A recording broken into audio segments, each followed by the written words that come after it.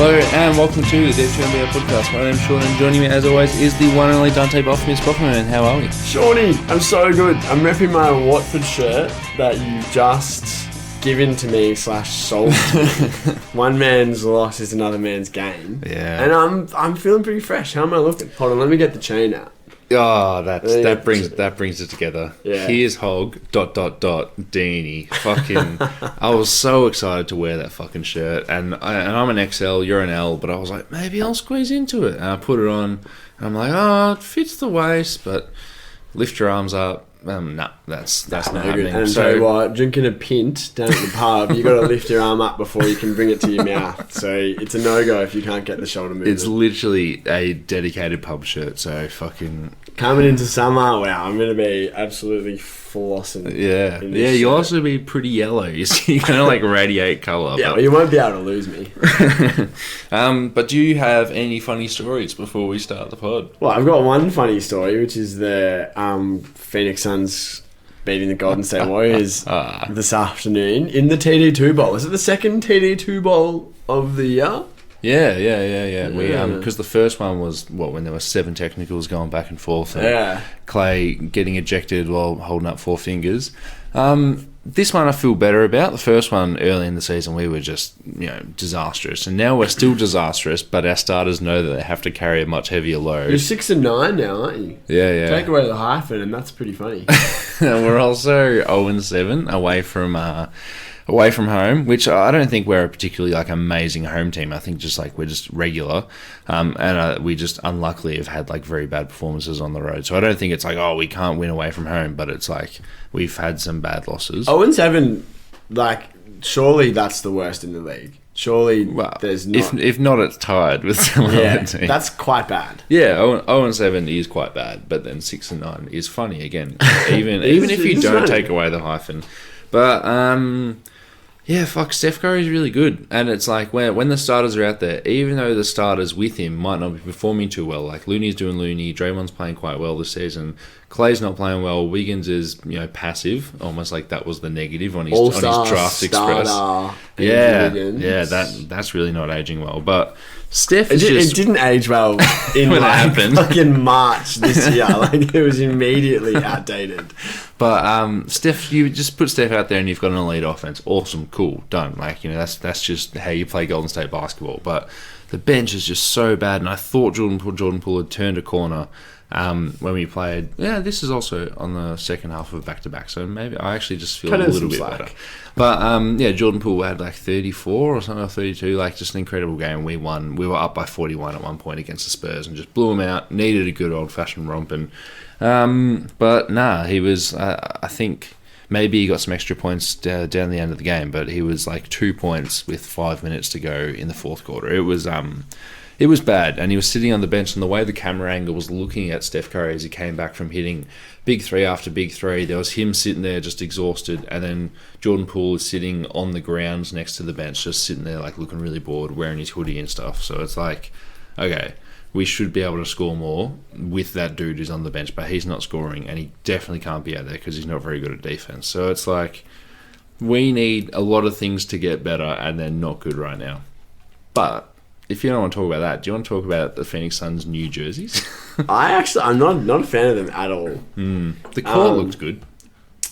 Yeah, the court's nice, but the jerseys, I compared them to the LeBron Space Jam jerseys. Yeah, they're the exact same colorway, the city edition. I don't like it. For a team that has had such success with uniforms with the orange, white, purple, you've got the best colors in the league. Don't fucking change it. Yeah. Stick to if it ain't fixed. If it ain't broke, don't fix it. Yeah. So my dad taught me, and that's what the Phoenix Suns could learn here. Not a fan. Not a fan at all. Also a fan though of Mikal Bridges near triple-double. There's been one member of the JVG NBA tribute show who's been vociferously denouncing Mikal Bridges every opportunity that he gets. I'm talking about friend of the program, Lucas Petridis. And he's just awesome at what he does. Yeah. He's so good at what he does. So yeah, love a 23-9-9 from him. Also, he hit a 3 late in the game that like sort of sealed us and like put us like too much out of reach. And he hit it in front of the Golden State bench, and then he's sticking up the 3 fingers. He turns around and is within like 60 centimeters of Clay's head. I imagine he said that's what making a 3 feels like. Pretty fucking cool, even though I was quite depressed. Yeah, surely Clay and Paul will get it together, and when that happens, that's your scoring kind of punch. But that scoring's fine.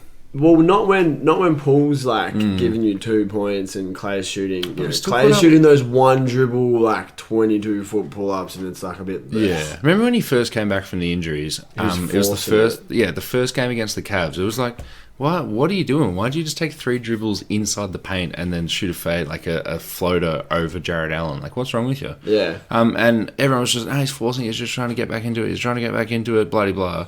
And it's like, he's still doing that. Like, he stopped for the playoffs, but he's still doing that. And it's like, maybe just don't force it, because like not every shot's going to go in, especially if they're bad shots. And we're also getting like, we're now very far removed from his injuries, and he's got half a season and a full off season under his belt. So it's kind of getting further and further away from like a physical explanation of like, oh, he's just like getting himself back into game shape or needs to get those muscles firing again or whatever. And it's kind of getting harder to explain. But you have to believe, like, Hall of Famer, he's going to come back and he's going to like at least start hitting those spot up 3s and at least kind of re-exert the gravity on offense that will hopefully open things up. Although when Steph is dropping 50 and, you know, fucking averaging 35, you know, that's a lot of gravity there for other people to work with, and just hasn't been working.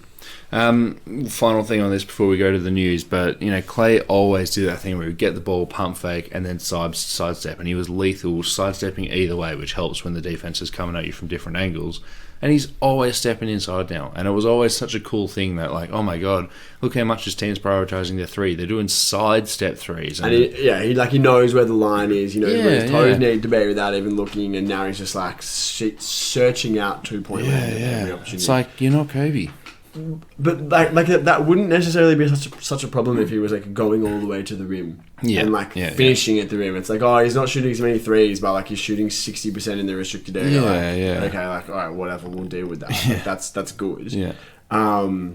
But no, it's this diet of like pull up long 2s that's kind of like nasty. Yeah, you're not Kobe. All right, news of the week. We'll start off with something that came out last night from Sam Amick and Shams Charania of The Athletic, is that the Brooklyn Nets have growing increasingly frustrated over Ben Simmons' availability and his level of play.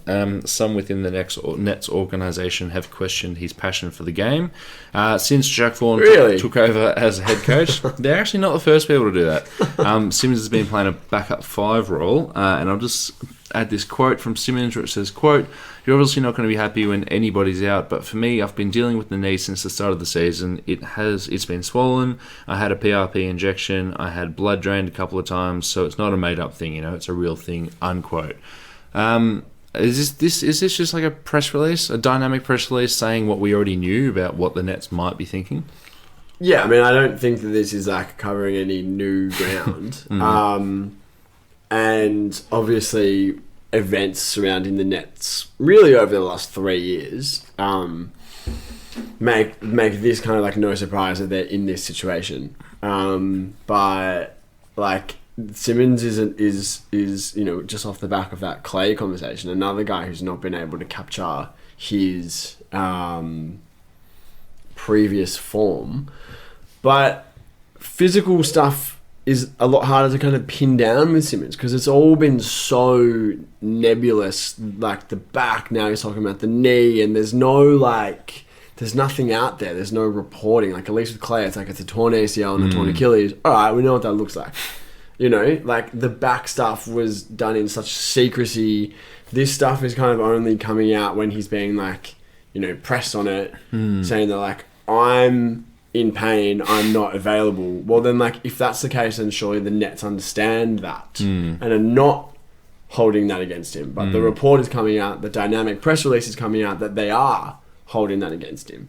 So someone in this whole morass is either not kind of giving the player a fair shake on the net side if he genuinely really is injured, or on Simmons' side, which is also very possible, like, the questioning of the love of the game, the ability to play through discomfort, the ability to have your head straight on a basketball court. Yeah, the ability to like keep staying aggressive and keep just making the most of the fact that you're 6'10" or 6'11" or however tall he is. Well, and that at any one time you're like no worse than the fourth best athlete on the court. Yeah, like and just don't let over 30-year-old Royce O'Neal outplay you, and maybe even a Utah Watanabe. Like, just go to the paint. And even if you have to take a free throw, that's going to be part of the game. You're going to have to do it. He's shooting 5 times from the field per game. Yeah. And he's shooting 1.7 free throws per game, which is down from his previous career marks where he'd always been between 4 and 5.5. So he's shooting like, a third to 50% less free throws than what he previously was. 66% to 50% less than what he previously was.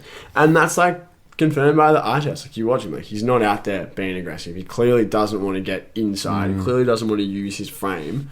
He doesn't look like as nimble and as like hellacious defensively as he did previously. So I don't doubt that there is an element of like working your way back into game shape. It's been a long time since you played. Like, he's only played 10 games. Okay, cool. I don't doubt that at all. But if that was kind of accompanied by the mentality of like being aggressive, and if it was clear that he and the Nets had figured out what his role is going to be, then you kind of say, okay, well, all right, he's working his way back into game shape. He'll get there soon, and then we'll be fine. But the fact that none of the above have been satisfied, that they don't know how to use him because they're just using him as Nick Claxton's backup.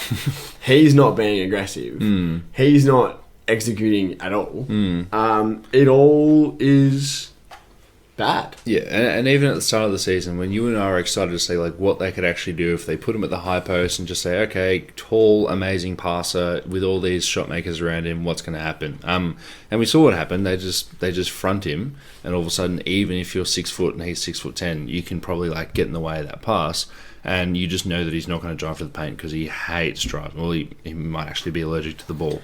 Could I suggest a Ben Simmons embargo unless something real happens? Is Ben Simmons going to be the first person to be embargoed twice in Deep 2 history?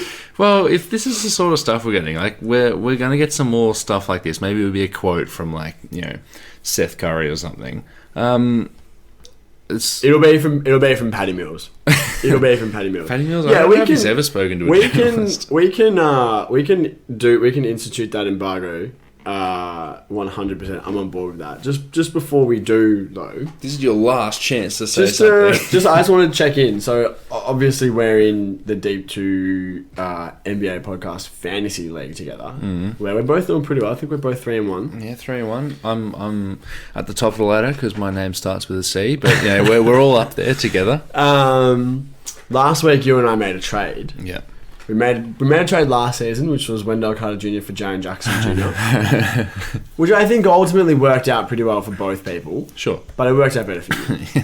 So last week, I traded you John Isaac, who famously hasn't played since the bubble. August 2020. Yeah. And you traded me... Can I just say, the last time we played basketball, we were waiting weekly for Tiger King to come out. Yeah. Oh, wow. That's dated. Yeah. That's vintage. And you traded me Ben Simmons. A week later, how you feeling? So there was a week to the day. There was a report after this trade happened where John Isaac said he's never been closer to returning to the court. Surely, like, checking in when you were playing basketball is closer, but semantics aside... That is very semantic. Yeah, I feel great because I've been checking Ben Simmons' box scores, maybe 3 times. Yeah. And, like, he had, like, 11, 4, and 4, and you're getting, like, numbers on your scoreboard. Yeah. And I'm getting... a filled injury slot. I feel great, but I'm so happy not to have to sit there and go, fuck, I drafted him pretty late. But I just don't have to sit there and go like, oh god, he's shooting 20% from the floor. I didn't even know he could take 5 shots. Yeah. Now I'm thinking, man, when John Isaac last played, he was averaging like 3 blocks and 3 steals a night. Yeah. And that's enough to get me excited. And just I don't feel good. How do you feel? I feel okay about it because John Isaac for me is firmly in I'll believe when I see it territory. Yeah. And I do think that there is some questions around. There are questions around what his role will be and how many minutes he'll get in a crowded Magic front court. And Ben Simmons is giving me that 6, 6, and 6. He's giving me the devil numbers. Which hey, I mean, chipping a steal or a block and it's okay. Yeah, you at least get a number. We call that the Coburg triple double. You at least get a number. All right, next piece of news. So just before we move on, then confirming that's it. We're embargoed. You will not be hearing Ben Simmons content unless something major from the deep tier, unless it's actually something big. But we will probably discuss this trade once John Isaac returns, which we'll be allowed to talk about then. Fantasy content, I feel like, is separate to IRL's content. Right. So awesome. The Celtics could have interest in trading for Jakob Poeltl, coming from Brian Windhorst of ESPN. Windhorst has actually been like doing yeoman's work on the Poeltl beat, because last week someone had to, and Windy saw his chance. What's happening in San Antonio? But yeah, he had a massive report pretty much just explaining the fact that the Spurs offered him their maximum possible extension, but it was like 50% of what they could offer him in the off-season for some rule I can't remember at the moment. A lot of burps. Shouldn't have had ice cream before you came. Flavour, Chav? Just vanilla, but just like a nice creamy, like, you know, a good vanilla? Yeah. Like a vanilla bean? Yeah. Oh. You got the little black bits speckled throughout. Yeah, that's how gorgeous, beautiful part of the world. But yeah, Jakob Poeltl, all defense candidate, would fit brilliantly with the Spurs because he's pretty much just Rob Williams on defense, except he stays healthy for a whole entire year. Shoots 40% on his free throws. Yeah, whatever. But yeah, this is awesome. I just wonder what the trade would be, because when Windy was talking about how they didn't get an extension, that the Spurs might be able to swing a trade, he said that he's probably worth a lottery pick now, and that lottery pick is probably the 15th, 14th, 13th pick, but he's probably worth something up to that. And I don't know how the Celtics could get to that number. I don't have in front of me what assets they have, whether that be like 2027 pick or something. But what do you think could happen there? What about if we just send Derek White back to San Antonio? Derek White in the regular season is so different to Derek White in the not regular season, eh? Derek White has just got to be one of the most, like, enigmatic. He's very enigmatic. He's so up and down.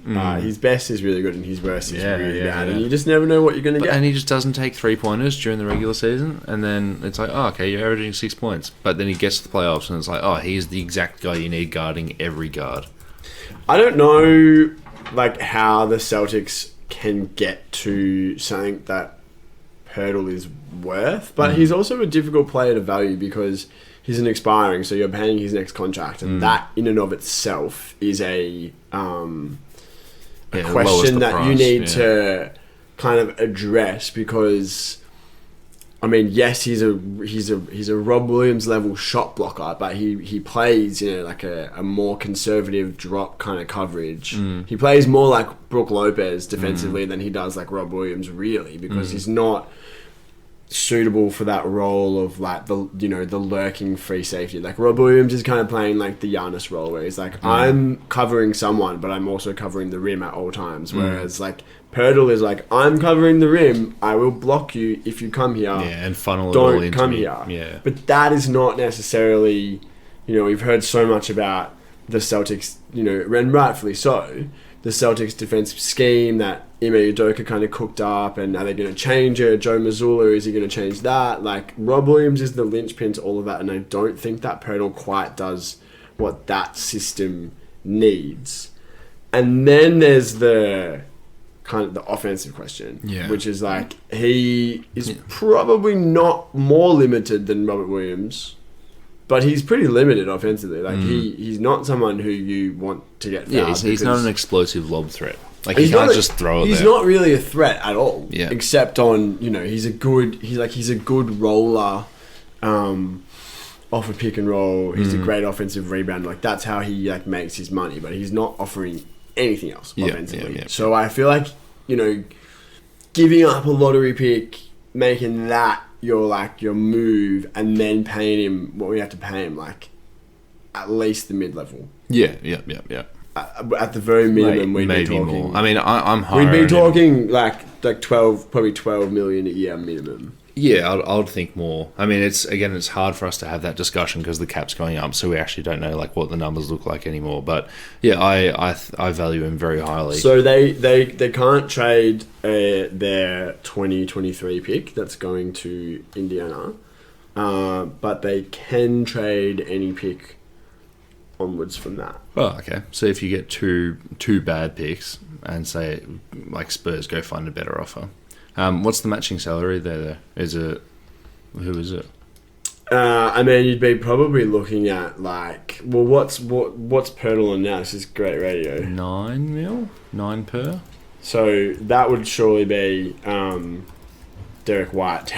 As funny as that is, that actually would be Derek White. He's on 9 mil. Oh, I'm so good. But you can't give up. The Spurs also have the Spurs can also take in. So like Al Horford. Well, yeah, they could take in salary for sure, but that would if they're taking on salary, they're not just going to do that. Yeah, they're going to do that for the price of more draft compensation or a better player. Yeah. So matching salaries would be, you'd be looking at Gallows' salary could get it done. So depressing. Otherwise, Robert Williams obviously not going to happen. Derek White actually low-key is earning 16 this year, so you'd really be looking at Gallo and picks for Poeltl. Which I mean, like, that's an upgrade at least for the Celtics. Yeah, we'll talk about the Spurs a little bit later in a tanking conversation. But if the Spurs decide like we just want to get assets, Gallo's 6 million and 6 million next year. I think he's got a player option, so he's going to obviously opt into that coming off of the ACL tear. But two picks, if that's what you do, like 2 bad picks. The issue for Boston then is like not only giving a pick but tying up 2 picks with the Stepien rule. Like if you trade like a 24 and a 26, like you can't trade your 25 and 27. You can just offer swaps, and no one's going to swap with Boston, who should be exactly. a top so four you can't actually offer as good of a pick. Do you want to put all your eggs in that basket, or what if Kevin Durant requests a trade again? Yeah, and the Spurs are not like really a team that's going to want you to offer like a quality role player. You're not throwing Grant Williams in, and they're like, that's exactly what who we want, need like, to win 2 more games.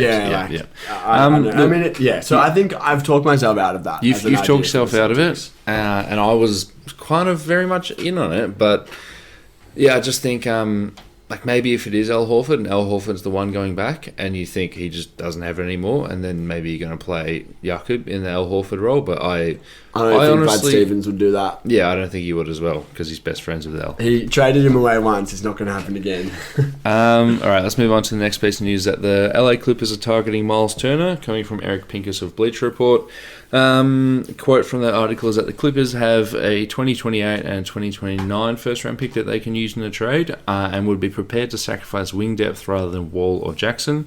Let's read between the lines and say that means Norman Powell, who has underperformed, incredibly underperformed this year. And we said it like, oh my god, they have so many wings out there they could just throw out there. Kawhi Leonard being one of them if he's healthy, but they've got Nick Batum, they've got Robert Covington, they've got Amir Coffey. Covington could be. Yeah, I mean, who knows? They've just got so many wings, and we were like, oh, they've got so many wings, they're going to be great in the playoffs. But at the end of the day, you can only play a couple of them. And if you can upgrade the Ivica Zubac spot, Zubac has only been playing better and better with every year he plays, but he's got a very hard ceiling on who he can be, which is maybe a poor man's Jakob Poeltl, right?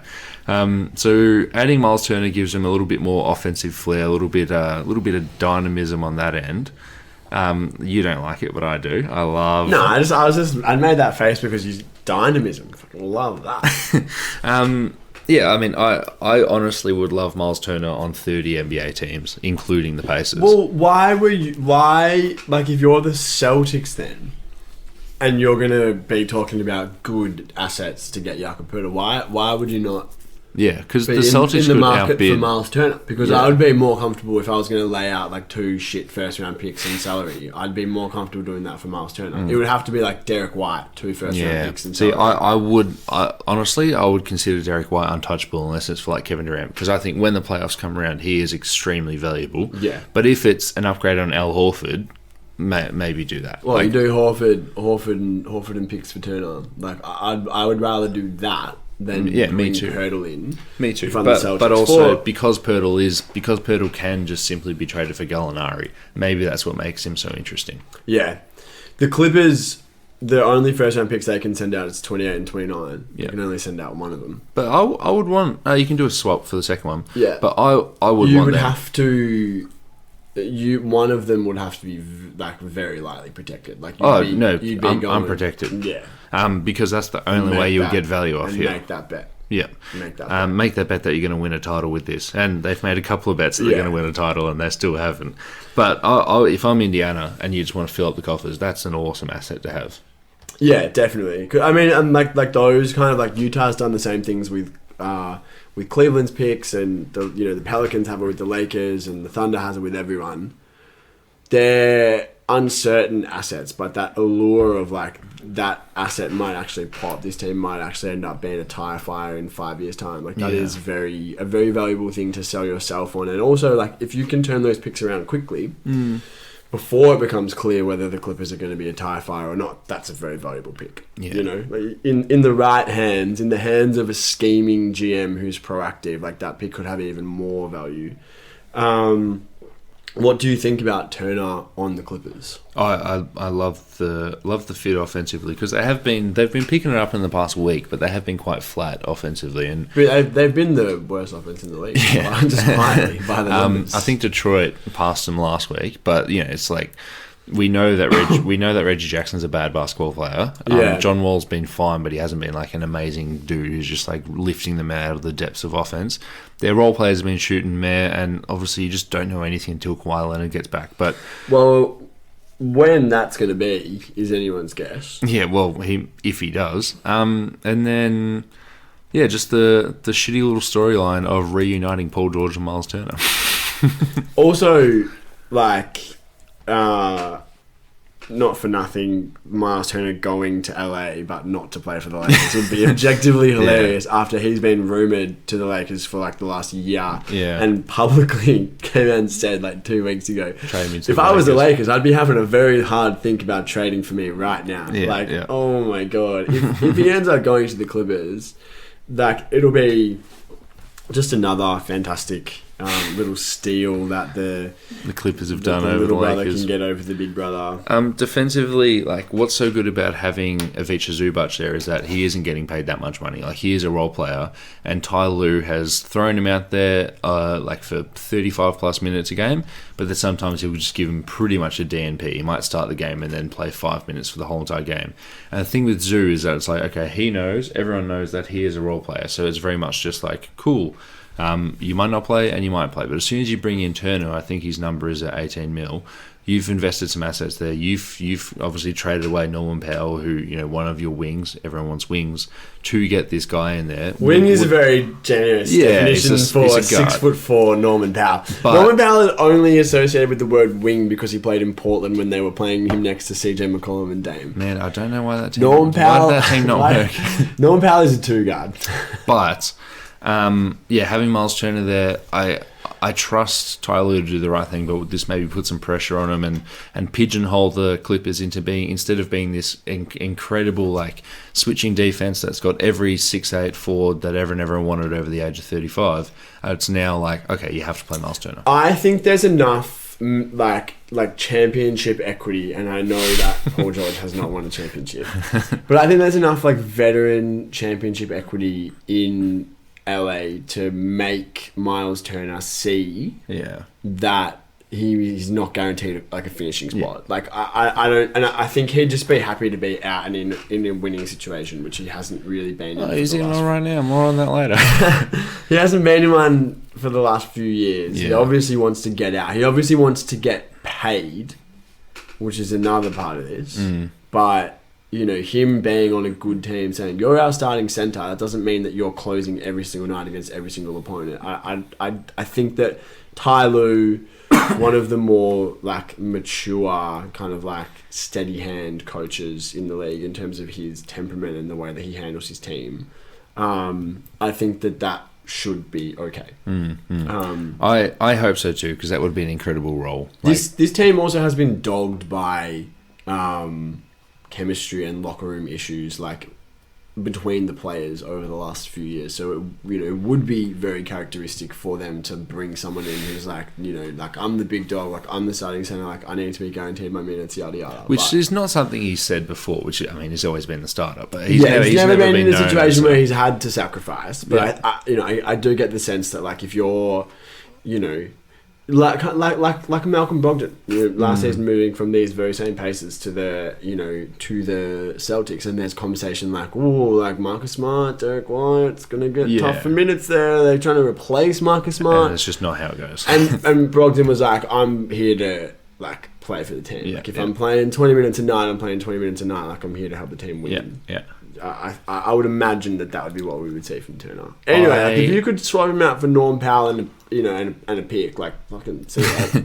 I agree. But let's move on to someone else who Myles Turner has been rumoured to be traded for in the past, and that is one James Wiseman, who, according to Anthony Slater of The Athletic, Big Jim has been sent back to the G League for. I didn't write the quote down, but it was like an extended period of time. It was like 10 days or more. Yeah. So he's essentially signing a 10-day with the Santa Cruz Warriors, which could be extended for another 10-day, as we know.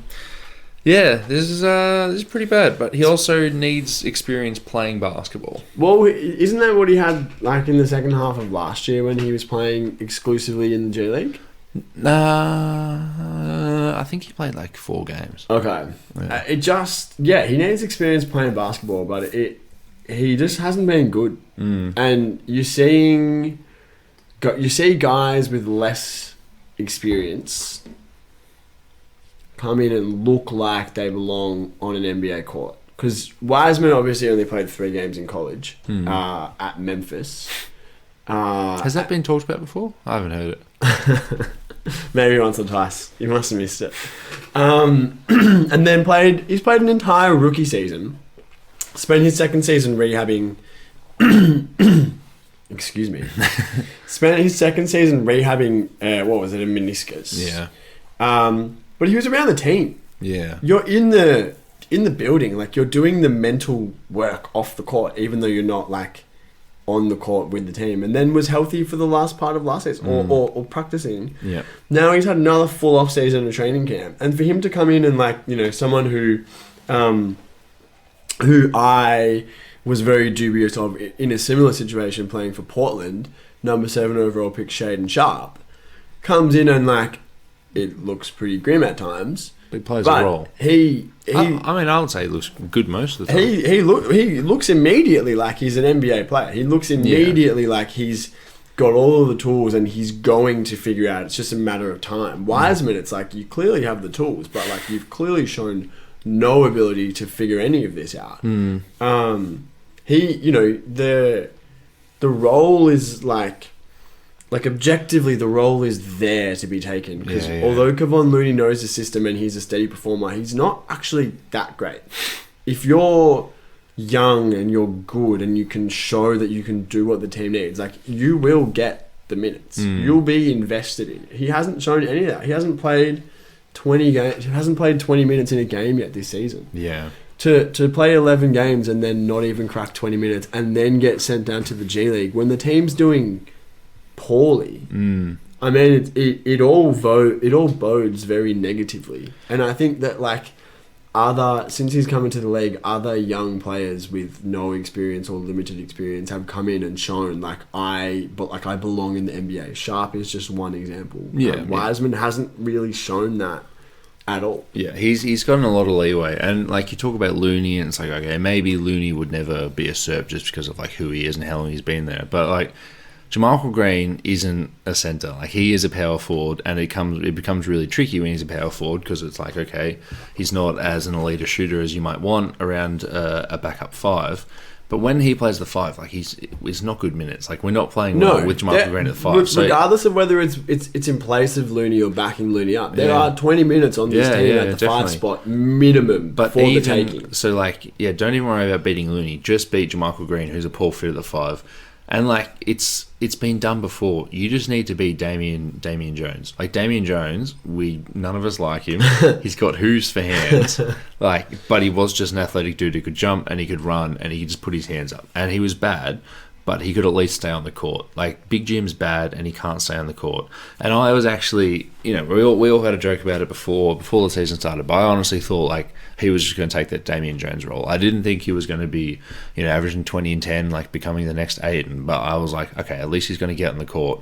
You can't fuck this. Like Steph Curry is throwing you a lob while 3 people are staring only at Steph Curry. How hard can it be? Yeah. And to make it even easier, Draymond Green's a good passer, right? You've got all this stuff around you, and he just couldn't live. And Steve Kerr threw him out there with the starters. He threw him out there with the bench unit. He's tried him in multiple different situations, and this is with all the other young guys as well, because Steve Kerr has tried to find a combination of like starters with Moses Moody, starters with JK, starters with Big Jim, and it's just not working. And I mean, if we're doing this, like Jonathan Kuminga got a DNP CD today, or if he did play, it was like in the last 2 minutes. Why is he not going to the G League as well? Like, let's just lump on the negative press around the Golden State Warriors. Yeah, I know, but at least Kuminga has shown in his rookie season, no less, that he's like an NBA player. Yeah. And that February, March was pretty hot. Even right now, through this disappointing start to the season, no one is like questioning that Kuminga's going to play in the league for 10 years. Yeah. Like he's kind of shown already that he's going to be able to do that. Yeah. Whether that's as like a really high level starter or whether that's as like a quality role player. Like Rudy Gay right now. Remains to be seen. But, Big Jim has not shown anything. Yeah. Anything that would lead anyone to forecast positively at all. So, I mean, it's not great. Well, if only there were some high-profile names drafted right after him that we could have had. Almost like we even said a week before the draft that we would like Tyrese Halliburton. Not even to mention LaMelo. Yeah, I was going to say, jumping the gun a little bit there. Tyrese Halliburton would have just been Sean Livingston, but he can shoot. He still might be Sean Livingston, but he can shoot. He had a nice stat line the other day. It was like 9 and 13. And it's like, oh, fuck, you're a good basketball player. Like, that's pretty fucking hot. You're playing like you're 35. But he can also score. All right, let's move on. True. Now I know exactly how you feel when you didn't want to talk about this. But just a quick one coming from Cavs PR. Dylan Windler is going to miss 4 to 6 more weeks with a PRP injection in his ankle. I'm saying that only because I like Dylan Windler and I think he can be the 3 in that closing lineup. And then another piece of news and final piece of news for the day is that the Suns are interested in Max Strus as part of a Jay Crowder deal, coming from Ian Begley of SNY. We sort of mapped this out to see what it would look like, and we used the Bucks as the third team example here in terms of where the hell's Jay Crowder going to go. I don't know how this works, but if you can come up with a different third team, because it's straight up just not going to work unless Caleb Martin or Victor Oladipo are going back, and I don't think either team wants that to happen for various reasons. So what do you think here as a Suns fan? Is this just a stupid little report, or can you read into maybe the fact that Ian Begley of SNY said it and there's some Knicks buzz, or what's going on? Well, I think that the Heat interest in Crowder is well documented, and he's the exact sort of player that they, A, culturally would love. And miss. And B, like, him slotting right into that 4 spot where they've got essentially no one playing the 4. They just didn't replace PJ Tucker, and they were like, "Yeah, we'll figure it out." And thus far, they haven't. I mean, I really like Caleb Martin, but maybe but he's not a 4. Yeah, he's not a 4.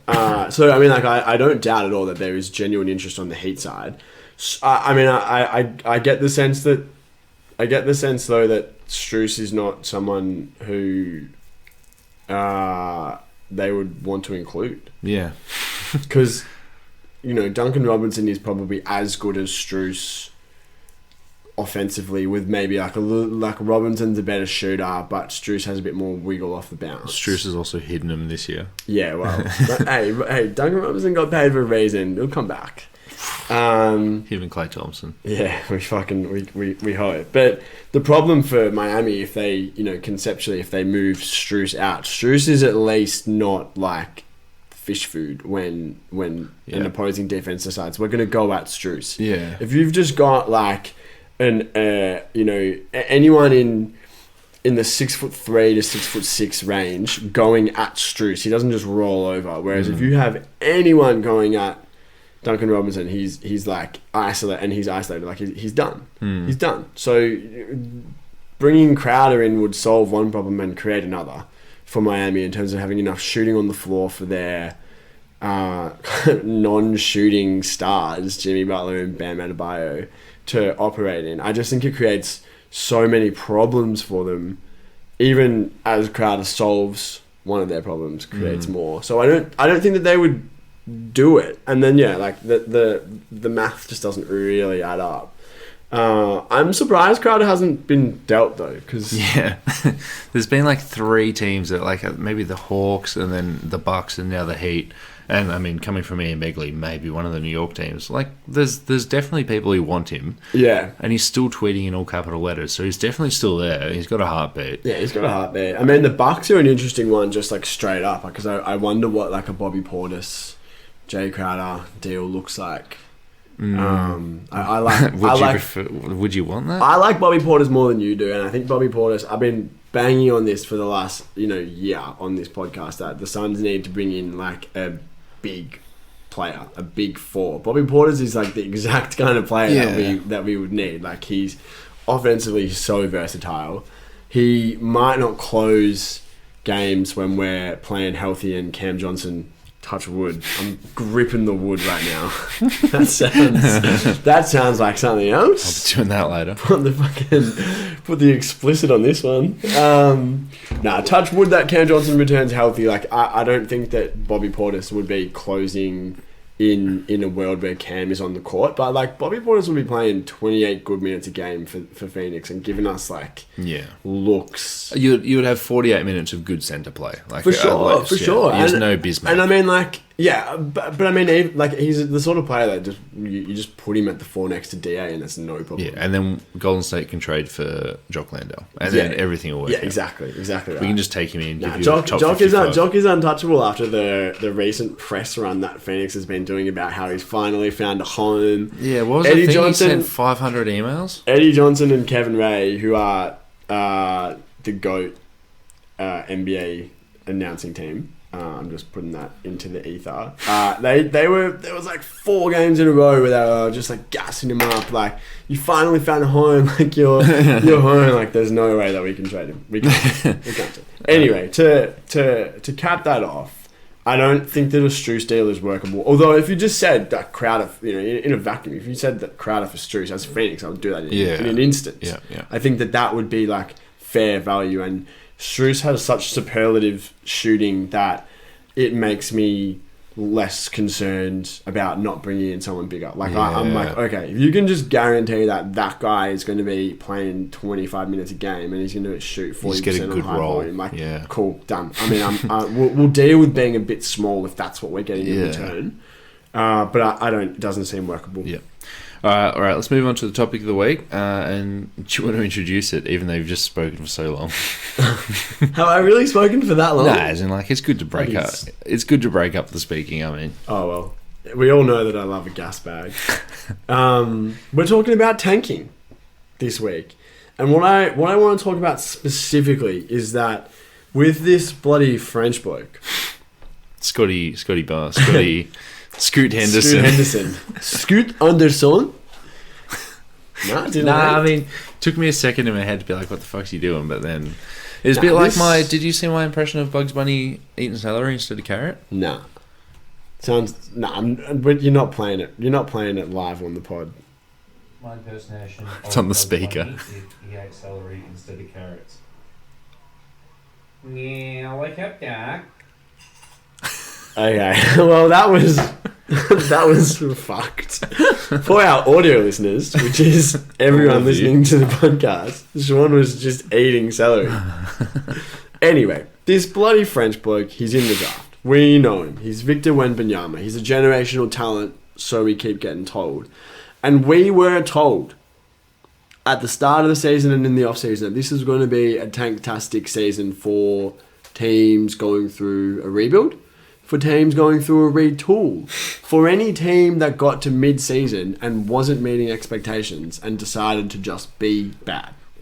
And so far, the prime suspects in all of that speculation, the Pacers, the Thunder, the Spurs, and the Jazz.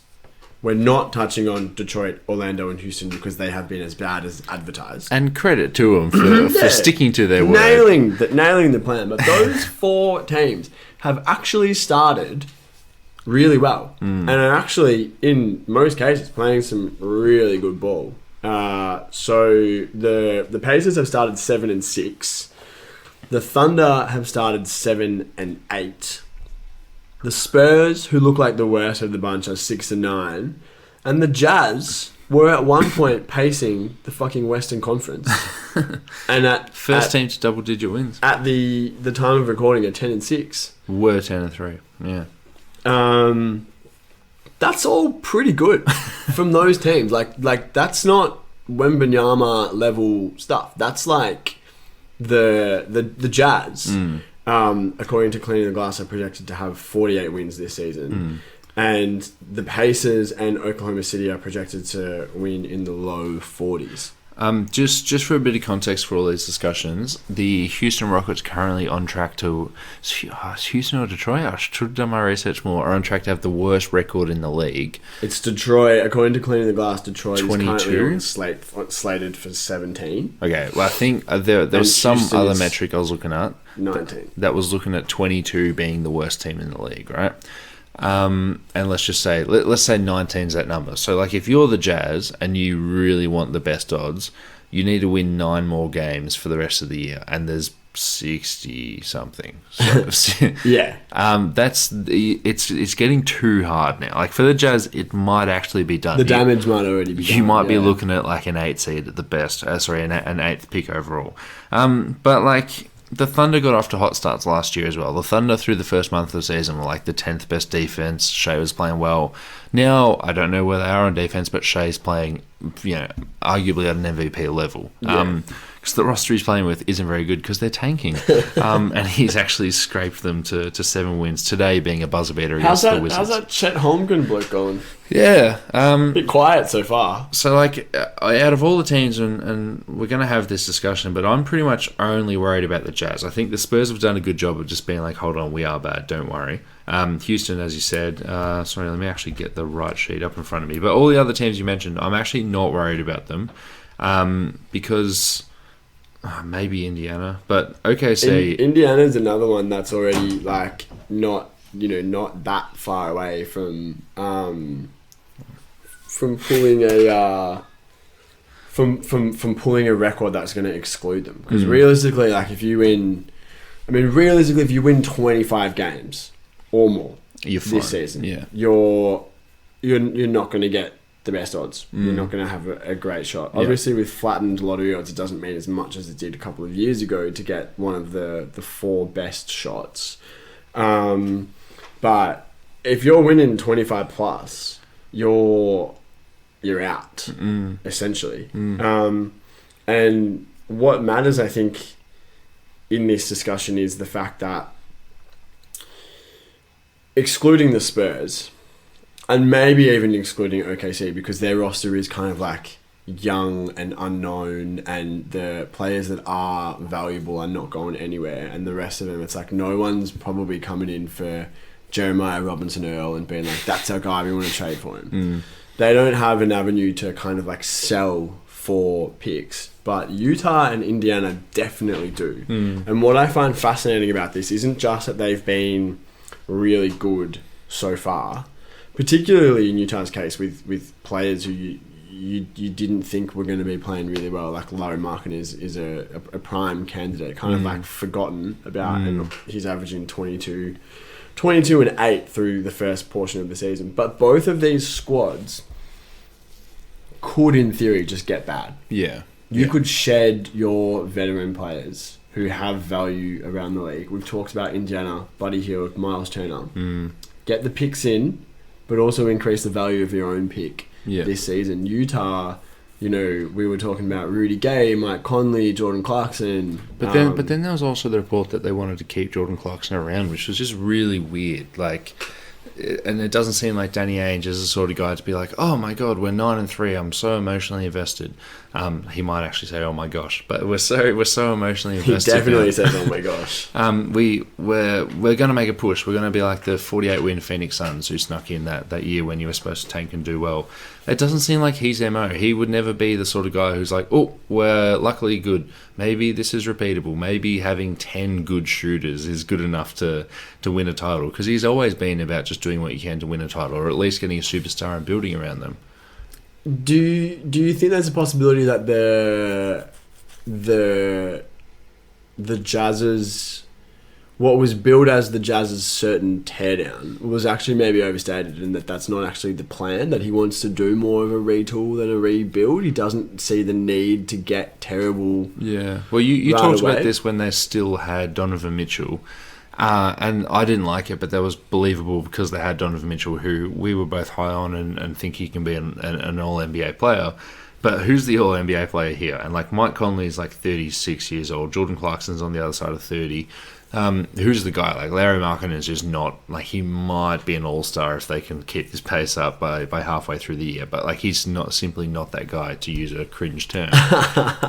And what if you go to someone and say, hey, we'll give you 8 picks for a superstar, and it's like, okay, well now you can't do anything else around him. Like, you do have fine role players, but that just, again, it just doesn't seem like something Danny Ainge would do. It doesn't even, regardless of Danny Ainge's personal characteristics as a GM, his tendencies, which we do have a very large sample size of, like 15 years of Danny Ainge as a GM.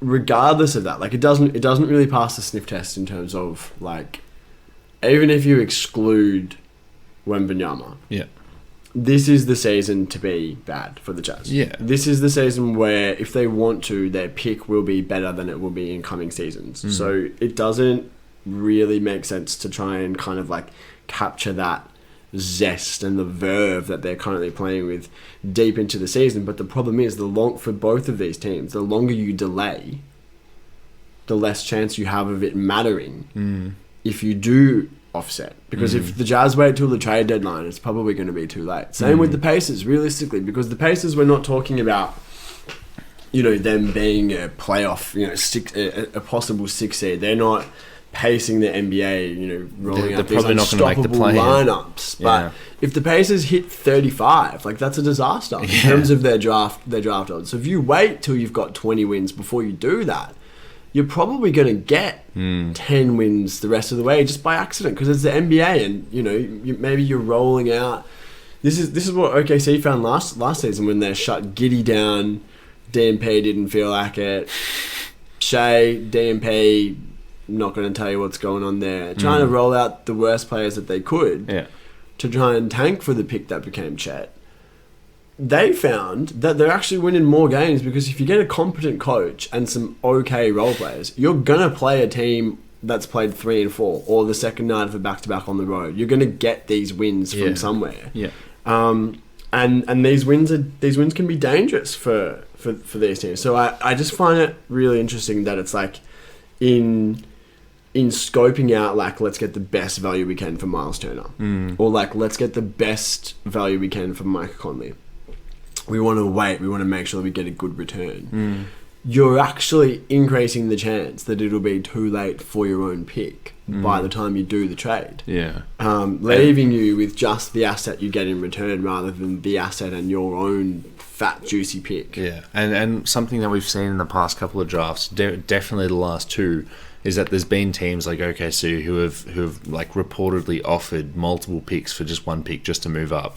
And every single team that's offering picks to go up has just, ever since Markelle Fultz for Jason Tatum, has just flat out said no. Like, you've just never seen these dudes ever trade down for simply just more picks in the future. And some of these picks might be really good. Like, some of these picks coming in the future might be like excellent assets. They could be 2 top 5 picks, and you just never see those trades get moved. The hoarding of the picks, realistically, those picks are going to be used on players. Those picks are the sort of thing that, you know, like, will be packaged with a superstar. Because to retool once you've got... They're going to say, we need to get 5 first-round picks to trade our All-NBA, disgruntled All-NBA player, like, you know, a good, you know, the Durant stuff. It's like a good young player role players, and 5 firsts. All right, OKC can do that, but you can't swing, like Clippers picks. You can't swing Suns picks. You can't swing Bucks picks and turn them into moving up. Like the 23rd, the 19th, and the 15th doesn't equal the 5th pick. Like it just doesn't work. It's literally it's on you to make sure that you have one of the worst 3 records in the league. Like that's right now. That's the only way you can get a Scoot or a Victor. Indiana have only ever under Herb Simon have only ever wanted to perform, and if this team can sniff the play-in, I'm actually sure they'll try and push for it. And I think they will as well, particularly like in the whole off season, all they ever said was retool, and like there were so many articles where it was like, the front office is now talking about rebuilding for the first time ever, but the front office always said in their greasy little press conferences, they were crazy because it was just like they're like, oh, I know you don't want us to say the R word, and we sort of are, but it's a retool, and everyone was like, you're going to lose games, you've got a really bad team. Turns out they're better than we thought, and they're just like really well put together and fast. So all of a sudden your retool is getting another Benny Matt. Like you might be drafting 5th again, or 6th, whoever it was. Yeah. It's like, and that as soon as like 20 games into the season, if they're looking fine, they're going to be like, no, we'll push and we'll just do it. The difference is, and I know Utah is kind of like the crux of this conversation, the fact that they still have a long way to go, but they are starting from a much higher vantage point of being a playoff team for 5 straight seasons, being a team that was at various times favoured to win an NBA championship with 2 all-star players. They had farther to fall, but they kicked off this process, and it's like, Utah seems like an obvious candidate to rebuild. Bam, 2 superstars out the door, picks in, young players in, and the early returns on that look great. They're getting players who are contributing. They got Jared Vanderbilt, Markkanen, like these kind of young guys that are coming in and looking really good, plus all of the picks coming down the pipeline. Yeah. They still obviously need to do more to get worse. But Indiana, like you heard all of that stuff, and then nothing happened. Yeah. The move was Sabonis for Halliburton, which obviously seemed like a future for like a now for future move. Turns out to be not that at all, because Halliburton is just flat out better than Sabonis right now, and has made them a better team. But like the presence of Buddy Hield, the presence of Myles Turner still on these teams, like there are deals to be had if you want to have them. Yeah, if you really want to tear it down. If you wanted to tear it down, like there would be like 3 teams that would love to have Buddy Hield, contract included. Like Myles Turner, you said that you'd love him on all 30 teams. A lot of other people will feel the same way. So you can do that. And I think it's the undervaluing of... And I think this is something that you don't necessarily hear like in the media like that much. I think Zach Lowe is the first person to kind of like be on this idea that in trading away your vets, the most valuable thing that you get back is not actually the picks that you get in return. It's the fact that you're going to slip down the draft standings. And I don't think that either of these teams, but particularly Indiana, who are still sitting on their assets, I don't think that they're really thinking about that. And just final discussion before we wrap up. OKC, obviously Shea is playing out at MVP level, and if you were going to do it today, he'll definitely be in the conversation. And he's always been progressing. He's always been averaging, over 25 points a game. But now he's doing it really well. And he's playing... I liken a little bit to James Harden. James Harden obviously had the threat, more of a threat with the jump shot. But the fact that when he gets into the paint, because he was always getting to the free throw line or has his little lobs or has his little floaters, Shea, I don't know what he does. He just contorts his body in different ways. Then it goes into the ring. It goes into the hoop. But and he's just kicking it out, and the shooters aren't that good, but he's just getting so much attention, getting bad shooters, better shots. He's really playing well. And there was the report last week, and then the report the week before, and the report before the season where it goes, maybe Shea's the next dude to ask out. Maybe Shea this, that, and there was the Toronto connection. He's from Canada. There was a report that they offered the number one, that they offered him for... Scotty. It was Cade. It was Cade's draft. They offered Detroit SGA for the number 1 overall pick. Yeah. But Shea looks like a dude who could be an All NBA guy. Who this is a guy you have to build around. And I think there was a podcast on Bleacher Report who said, "Okay, stop, build around him now. Like you have the superstar, and Chet could be the second piece." It's just like if they say no, we still want to keep doing this. It's going to be really hard to ask a dude averaging, who it might be like 32 points now, to say, "Oh, can you sit with like leg soreness?" Well, he was averaging 31 going into today's game, where he scored 42 with a game winner. He is like, look, and obviously sample size. Like we've seen plenty of players kind of come in with really hot starts to the season and cool off. Granted, a lot of the time they're not this hot.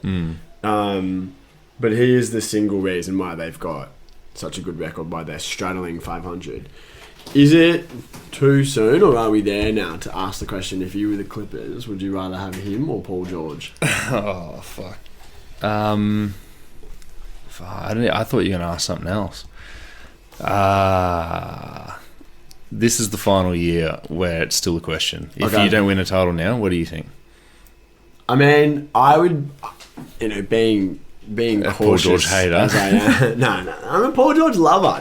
I just reserve the right to hate him when he does hateable things, like is bad in the playoffs And goes fishing. And it's also like it's so much fun. I don't know what it is about PG, but I've said this on the pod before. Like I'm not like a hater type of fan. Like I'm just like live and let live. But with Paul George, there's something so gratifying about hating him really passionately in the playoffs. Anyway, I think I would probably, just being a cautious fellow myself, probably still say that for the Clippers, you'd rather have PG because he's someone who can kind of take you to a good record. But fuck me, the team that they're rolling out now, the worst offense in the league, a guy who's averaging over 30 points and who's shooting 54, 38, 94 splits, taking every single fucking shot for his team, would be a real boon for the worst offense in the league. And PJ's not getting it done. But they're supposed to have Kawhi Leonard on the team to do exactly that. But well, I mean... where is he? Yeah, exactly. All right, well, that's that discussion. Dante, I'll speak to you next week. Any final thoughts before we wrap up? Nah, just that this has been a great way to spend an hour, and follow us on socials. Yeah. The social call-out's getting smaller and smaller every week. I'll speak to you next week.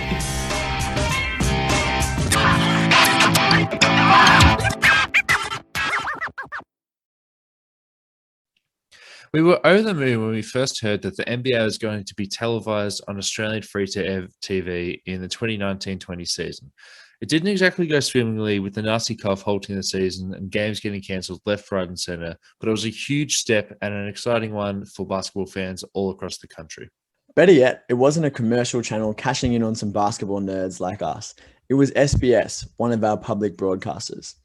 Unfortunately, the NBA wasn't the only thing SBS was pushing last season. They also ran advertisements from Sportsbet, Ladbrokes, Bet365, BetEasy, and Neds, some of the biggest sports betting companies in Australia. In a one step forwards, two steps backwards move, SBS has dropped the ball here. As a public broadcaster, SBS plays a key role in providing relevant, culturally appropriate health information to local communities. The last thing SBS should be doing is offering a platform for gambling companies during the most financially unstable time in recent memory.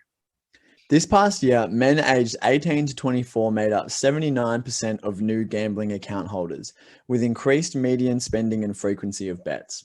This is the last thing we should be spending our money on, given the financial uncertainty that comes with the pandemic. During COVID lockdowns, wagering companies spent more money on advertising and incentives to gamble, and it worked. SBS needs to hear from viewers that gambling ad revenue isn't worth the harm it causes. Call on the SBS chair, George Savitas, to put community health ahead of gambling revenue by signing the petition at www.endgamblingAds.org.au/get gambling off SBS with hyphens in